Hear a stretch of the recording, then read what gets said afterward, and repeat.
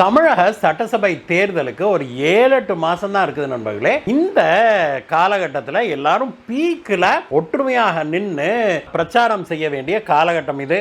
ஆனா தமிழகத்தில் பார்த்தோம்னா எல்லா கட்சிக்குள்ளேயும் ஒரே பிரச்சனை. திமுகவை தவிர, திமுக கூட்டணியை தவிர எல்லா கட்சிகளையும் எல்லா கூட்டணிகளையும் பெரும் பிரச்சனை ஓடிட்டு இருக்குது. குறிப்பாக திமுகவுக்கு மாற்றாக கருதப்படுகிற அடுத்த திராவிட கட்சியான அதிமுகவுக்குள்ள திடீர்னு பயங்கரமான ஒரு குழப்பம்.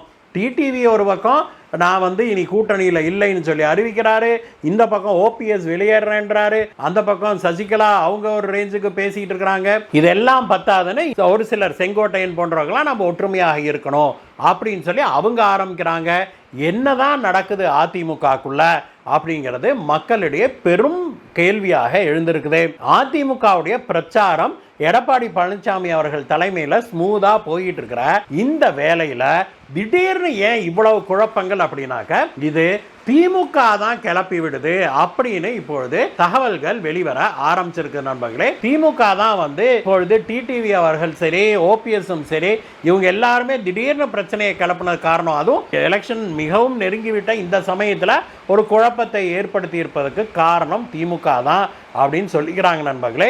ஆளும் திமுக தன்னுடைய வெற்றியை நிலைநாட்டி கொள்வதற்கு, தன்னுடைய வின்னிங் சான்சஸை அதிகப்படுத்திக் கொள்வதற்கு இந்த மாதிரியான ஒரு குழப்பத்தை செய்திருப்பதாக நமக்கு தகவல்கள் கிடைச்சிருக்குது. எடப்பாடியார் அவர்களை பொறுத்த வரைக்கும் அவர் தெளிவாக மீண்டும் மீண்டும் சொல்லிக்கிட்டே இருக்கிறாரு, நான் டிடிவியை ஏத்துக்க மாட்டேன். ஜெயலலிதா அம்மா இருக்கும் போதே டிடிவி தினகரனை வெளியில் அனுப்புனாங்க, அதுக்கப்புறம் தான் அவரு ஜெயலலிதா அம்மா மறைவுக்கு பிறகுதான் அவர் கட்சிக்குள்ள வர்றாரு. அதே மாதிரி ஓபிஎஸ் அவர்கள் அதிமுகவுடைய தலைமையகத்தையே அடிச்சு நொறுக்கினாரு ஆதரவாளர்களை கூட்டிகிட்டு போய். அப்படிப்பட்டவரை நான் எப்படி சேர்த்திக்குவேன் அப்படின்னு அவர் சொல்லிட்டு இருக்கிறாரு. அதே போல சசிகலாவை பற்றியும் அவர் சொல்லிட்டு இருக்கிறாரு. அதனால மீண்டும் அவங்களையெல்லாம் உள்ள சேர்க்கறதுக்கான பேச்சுக்கே இடமில்லை அப்படின்னு எடப்பாடி அவர்கள் மீண்டும் மீண்டும் சொல்லிக்கிட்டே இருக்கிறாரு. ஆனா இந்த பிரச்சனை தீர்ந்தபாடாக இல்லை அப்படிங்கிறதா உண்மை. மீண்டும் மீண்டும் அதிமுகவுக்குள்ள இந்த அணிகள் எல்லாம் ஒன்னா சேரணும் அப்படிங்கிற கோரிக்கை எழறதும், அதை எடப்பாடியார் அவர்கள் மறுப்பதும், இந்த குழப்பம் நீடித்து கொண்டே போவதும் அதிமுகவுடைய வெற்றி வாய்ப்புக்கு நல்லதல்ல அப்படிங்கிறதா உண்மை. இந்த குழப்பங்களை முழுக்க முழுக்க கிரியேட் பண்றதே திமுக தான் அப்படின்னு இப்பொழுது எடப்பாடியார் சொல்லியிருக்கிறாரு. இதை பற்றிய உங்களுடைய கருத்து என்ன?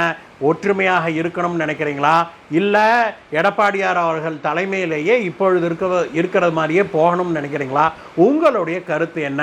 தமிழகத்துக்கு எது நல்லது, நமக்கெல்லாம் எது நல்லது, நம்மளுடைய எதிர்காலத்துக்கு எது நல்லது அப்படின்னு கமெண்ட்ஸ்ல சொல்லுங்க நண்பர்களே.